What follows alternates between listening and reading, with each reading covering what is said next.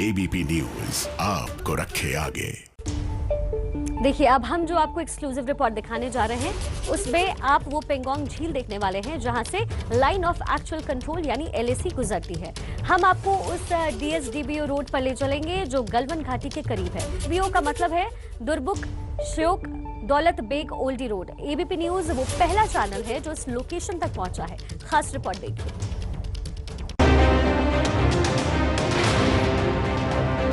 पूर्वी लद्दाख से सटी एलएसी पर चीन से चल रही तनातनी के बीच आपका चैनल एबीपी न्यूज उस जगह पर पहुंचा है जिसे लेकर भारत और चीन के बीच विवाद शुरू हुआ है।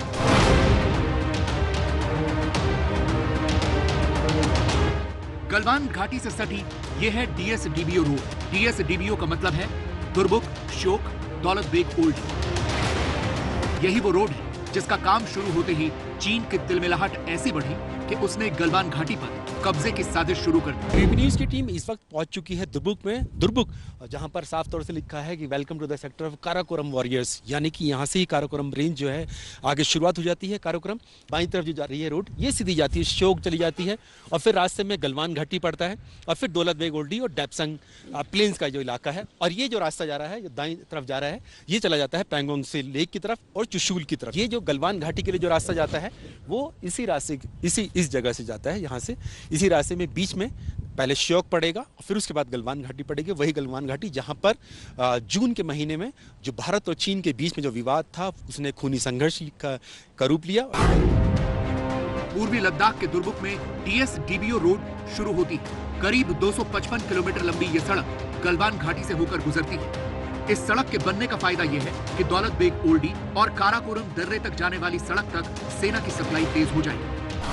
काराकोरम दर्रे से ही पूर्वी लद्दाख से सटी एलएसी यानी लाइन ऑफ एक्चुअल कंट्रोल की शुरुआत होती है, जो डीबीओ, डेप्सांग प्लेन्स, गलवान घाटी, hot spring, Gogra, finger area और कैलाश रेंज होती हुई चुमार डैम चौक तक जाती है। यहाँ पर पिछले कुछ सालों में बड़ी तादाद में सड़क और दूसरा मिलिट्री इंफ्रास्ट्रक्चर तैयार किया गया है, जिसकी वजह से चीन बौखलाया हुआ है। कड़कड़ाती ठंड और चुनौतियों वाले इस कठिन सफर के दौरान एबीपी न्यूज की टीम पैंगोंग शो लेक पर भी पहुंची। पैंगोंग शो झील लेह से करीब 150 किलोमीटर की दूरी पर है। 130 किलोमीटर लंबी पैंगोंग शो लेक का 1/3 हिस्सा भारत के अधिकार क्षेत्र में है और 2/3 चीन के कब्जे में। लाइन ऑफ एक्चुअल कंट्रोल यानी एलएसी इसी झील के बीच से गुजरती है, लेकिन इस पूरे इलाके में देश की सेना पूरी तरह मुस्तैद है और दुश्मन की किसी भी साजिश को नाकाम करने के लिए